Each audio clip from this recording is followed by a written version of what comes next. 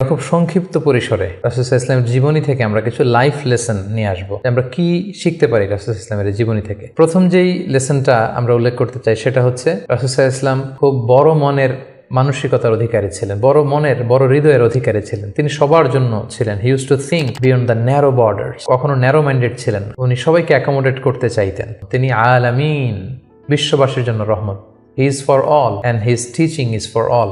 দ্বিতীয় যে শিক্ষাটা আমরা পাই সেটা হচ্ছে রাসূল সাল্লাল্লাহু আলাইহি ওয়াসাল্লাম সবসময় সংঘবদ্ধ জীবন যাপন করেছেন। আমরা যদি দেখি মক্কাতে সংঘবদ্ধ, মদিনাতে সংঘবদ্ধ, যেখানে তিনি ছিলেন সংঘবদ্ধ ছিলেন এবং আমরা যেন ইউনাইটেড থাকি। কোরআনের শিক্ষাটা তিনি বারবার বলেছেন, ওয়ালা তাফাররাকু, তোমরা বিচ্ছিন্ন হয়ো না, তোমরা আলাদা হয়ে জীবন যাপন করো না, বরং তোমরা সংঘবদ্ধ জীবন যাপন করো। 3 নম্বর যে শিক্ষাটি আমরা পাই রাসূল সাল্লাল্লাহু আলাইহি ওয়াসাল্লামের জীবনী থেকে সেটা হচ্ছে তিনি পিস লাভার ছিলেন, শান্তিকামী। কখনো সংঘাতে সহজে বিরোধে জড়াতে চাইতেন না। সবসময় শান্তি প্রতিষ্ঠায় তিনি অগ্রগামী ছিলেন। আমরা যদি দেখি যে কুরাইশদের সাথেও কিন্তু তিনি পিস ট্রিটি করেছেন, শান্তি চুক্তি। সাহাবারা রাজি হচ্ছিলেন না, কিন্তু তিনি করেছেন। মদিনায় এসে তিনি মদিনা চার্টার করেছেন, মদিনা সনদ করেছেন, ইহুদিদের সাথে একসাথে থেকেছেন। কিন্তু মদিনা সনদ ভঙ্গ হয়েছে যখন তারা বিশ্বাসঘাতকতা করেছে। তার মানে তিনি সবসময় শান্তির পক্ষে ছিলেন। তো আমরা যারা নবীজির উম্মত বলে নিজেদেরকে দাবি করি, আমরা যেন সবসময় শান্তিকামী হই, আমরা যেন শান্তির পক্ষে থাকি, এটা আমাদের জন্য শিক্ষা। 4 নম্বর যে শিক্ষাটি আমরা পাই সেটা হচ্ছে he was the flag bearer of justice.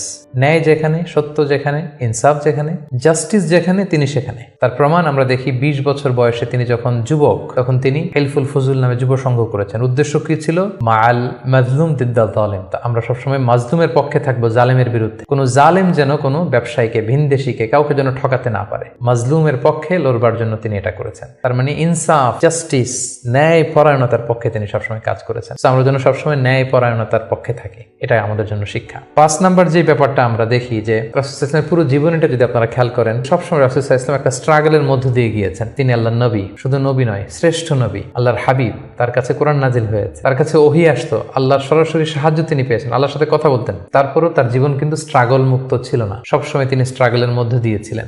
আমরা একটু স্ট্রাগল করলে হতাশ হয়ে পড়ি, একটু বিপদে পড়লে হতাশ হয়ে পড়ি। আমরা যদি রাসূলের জীবনী দেখি তাহলে আমরা বুঝতে পারবো না, হতাশ হওয়া যাবে না, ধৈর্য ধারণ করতে হবে। কারণ struggle is the part of our life. আমার নবী স্ট্রাগল করেছেন, তিনি সংগ্রাম করেছেন। সো সংগ্রাম আমাদের জীবনের অংশ।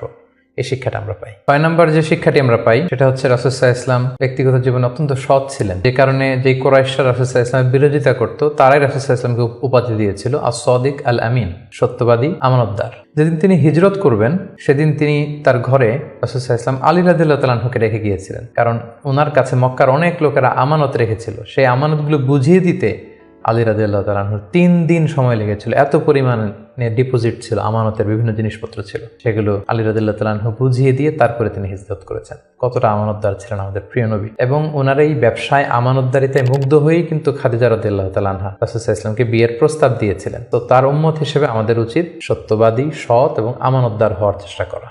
7 নম্বর যে শিক্ষাটি আমরা রাসূল সাল্লাল্লাহু আলাইহি ওয়াসাল্লামের জীবনী থেকে পাই সেটা হচ্ছে রাসূল সাল্লাল্লাহু আলাইহি ওয়াসাল্লামের একটা ফ্রেন্ডলি ইন্টারাকশন ছিল তার ফলোয়ারদের সাথে, good interaction with the followers. আমাদের অনেক লিডারদের মধ্যে একটা বসি ভাব থাকে যে আমি সব জানি, আমার ফলোয়াররা কিছুই জানে না, আমার টিমের লোকেরা কিছুই জানে না। না, রাসূল সাল্লাল্লাহু আলাইহি ওয়াসাল্লাম এটা করতেন না। কারোর কাছ থেকে কোনো ভালো কনসালটেশন, কোনো পরামর্শ আসলে পলিসি মেকিংয়ে তাদের কথাও তিনি রাখতেন। সুবহানাল্লাহ, এটা একটা গুড লিডারের বৈশিষ্ট্য। 8 নম্বর যে শিক্ষাটা আমরা পাই সেটা হচ্ছে রাসূল সাল্লাল্লাহু আলাইহি ওয়াসাল্লাম হেভিলি ফোকাসড ছিলেন তার মিশনে। সেই যে মক্কায় তিনি তাওহীদের বাণী প্রচার করতে শুরু করেছেন, রিসালাতের বাণী প্রচার করতে শুরু করেছেন, আখিরাতের কথা মানুষকে প্রচার করতে শুরু করেছেন। তার যে দাওয়াতের ফোকাস, এই ফোকাস থেকে কোনো প্রলোভন, কোনো লোভ, কোনো স্ট্রাগল, কোনো বিপদ রাসূল সাল্লাল্লাহু আলাইহি ওয়াসাল্লামকে এক চুল পরিমাণ নাড়াতে পারেনি। আমরা যদি জীবনে সফল হতে চাই আমাদের ফোকাস ঠিক রাখতে হবে। ফোকাস থেকে আমরা নড়ে গেলে কিন্তু আমরা সফলতার দেখা পাবো না।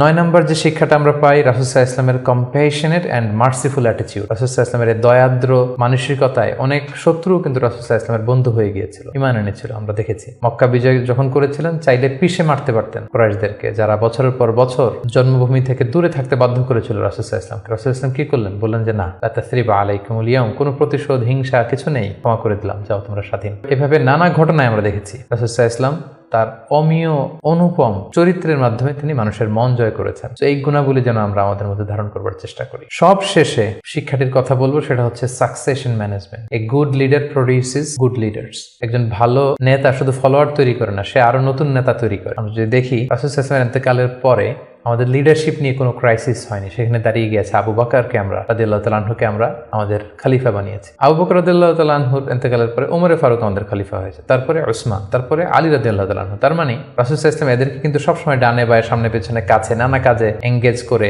নতুন নেতৃত্ব, নিউ লিডারশিপ কিন্তু তিনি তৈরি করেছিলেন। ফলে এই সাকসেশন ম্যানেজমেন্টে কিন্তু রাসূল সাল্লাল্লাহু আলাইহি ওয়াসাল্লাম সাকসেসফুল ছিলেন, এবং এখান থেকে আমরা যারা লিডারশিপ কোয়ালিটি আমাদের আছে, আমরা যেন নতুন লিডার তৈরি করে যেতে পারি উম্মার জন্য, এই শিক্ষাটি কিন্তু আমরা পাই। সম্মানিত শুধু রাসূল সাল্লাল্লাহু আলাইহি ওয়াসাল্লামের ফলোয়ার বা উম্মাহ হিসেবে আমাদের উচিত রাসূল সাল্লাল্লাহু আলাইহি ওয়াসাল্লামের আদর্শকে আমাদের জীবনে বাস্তবায়ন করা, তার প্রতি ভালোবাসার সর্বোচ্চ নমুনা পেশ করা, তার সম্মান আমাদের সম্মান। তাকে যখন গালি দেওয়া হয়, তার বিরুদ্ধে যখন কটু কথা বলা হয়, আমরা যেন তখন এর প্রতিবাদ করি, লেখনীর মাধ্যমে, বক্তব্যের মাধ্যমে, একত্রিত হয়ে বিভিন্ন ইভেন্টস করার মাধ্যমে রাসূল সাল্লাল্লাহু আলাইহি ওয়াসাল্লামের রেখে যাওয়ার শিক্ষা যেন আমরা আমাদের বাস্তব জীবনে কাজে লাগাই, আমরা যেন অন্যের কাছে পৌঁছাই, আমরা যেন সোশ্যাল মিডিয়াতে ছড়িয়ে দেই, এবং রাসূল সাল্লাল্লাহু আলাইহি ওয়াসাল্লামের এই শিক্ষা যেন আমরা আমাদের অমুসলিম ভাই বোনদের কাছে পৌঁছাতে পারি। আমরা যেন রাসূল সাল্লাল্লাহু আলাইহি ওয়াসাল্লামকে আমাদের জীবনের চাইতে বেশি ভালোবাসতে পারি, আমরা যেন বেশি বেশি রাসূল সাল্লাল্লাহু আলাইহি ওয়াসাল্লামের প্রতি দুরূদ পড়ি, তার রেখে যাওয়ার শিক্ষা এবং আদর্শ যেন আমরা মেনে চলতে পারি। আল্লাহ তাআলা আমাদের সবাইকে কথাগুলো বোঝার, আমল করার তৌফিক দান করুন।